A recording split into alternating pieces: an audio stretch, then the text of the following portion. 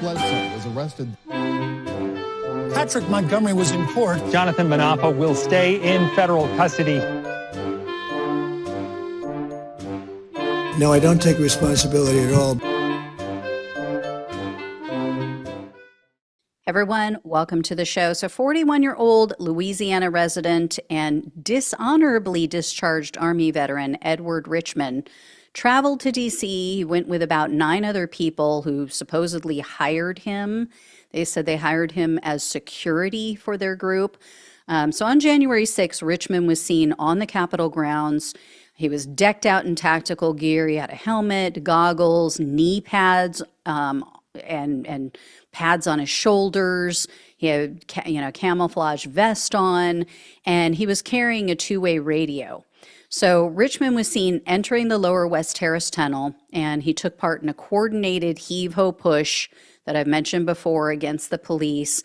After a couple minutes of pushing, Richmond was seen exiting the tunnel, and he was carrying a stolen police riot shield over his head.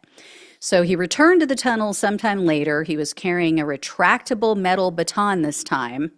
By this time, the police had forced the mob out of the tunnel, but they were still battling with Trump's terrorists at the entrance.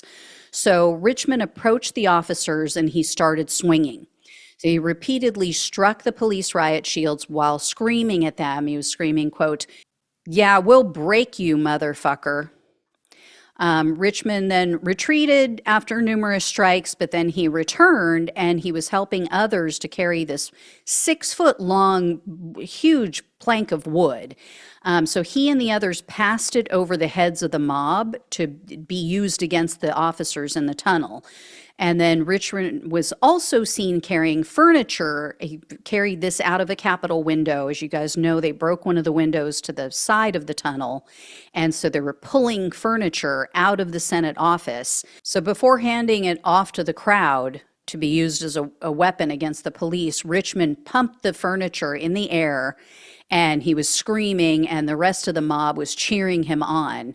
So Richmond did the same thing with an officer's helmet. He picked it up along the way off the ground, and before handing it off to a member of the mob, who then strapped it to his own head, he's cheering and pumping it in the air. So Richmond was arrested on January 22nd of 2024, and he was charged with assaulting officers with a deadly or dangerous weapon, civil disorder, entering a restricted building or grounds with a deadly or dangerous weapon, 2 counts of disorderly conduct, and physical violence in a restricted building or grounds. In August of 2024, Richmond pleaded guilty to the assault charge, so he faced up to 20 years in prison, 3 years of probation, and $250,000 in fines. However, the government requested 63 months in prison, 3 years of probation, and $2,000 in restitution. Decent if it was any other January 6th convict, but Richmond is not like your average January 6th convict. He has a very violent criminal history. So in November of 2000, Richmond was convicted of disturbing the peace and resisting officers. In 2001, Richmond was arrested for possession of cocaine and marijuana and battery on a police officer.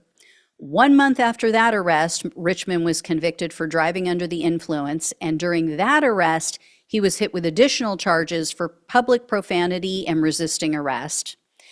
In 2012, Richmond was arrested for domestic abuse battery, and Richmond is one of the few January 6 defendants who was held without bond prior to his conviction and his sentencing because he had shot and killed a man in Iraq. So this was an Iraqi man. This happened in 2004. I mentioned this a while back, but you guys may have forgotten. This was while he was serving in the Army. The Army, after investigating, found out that this murder was completely unjustified. The Iraqi man was handcuffed at the time, and he had his back turned to Richmond. And he was found to be a sheep herder or something like that. This was not a combatant. This was not a soldier. This guy was just a civilian. So Richmond was convicted in that case of manslaughter, and he spent 3 years in a military prison. And then that's what got him his dishonorable discharge from the Army. And because of that conviction and his court-martial related to that case, Richmond wasn't allowed to possess a firearm. Well, when the FBI arrested Richmond for January 6th, they searched his home, and guess what? They found an AR-15 rifle and 3 loaded magazines. And the prosecutor said while Richmond was in the military prison, he was threatening the guards. So on several occasions, he threatened the guards there. So it's obvious this guy has some very serious issues that he hasn't dealt with. Unfortunately, U.S. District Judge John Bates presided over Richmond's case. He is notoriously weak, so I wasn't surprised at all to find that he sentenced Richmond to only 51 months in prison, 3 years of probation, and $2,000 in restitution. A total and absolute disgrace considering this guy's history and his penchant for violence. You know, if Trump lets this one walk, oh my God. I mean, I can almost guarantee I will be reporting on this repeat offender again. I mean, looking at his history and his obvious anger issues. So anyway, I will let you know when or if I hear more. Thank you all so much for watching and listening.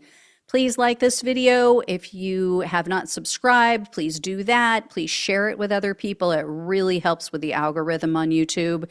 If you can donate, really appreciate it. Love you all. Take care. Talk with you soon.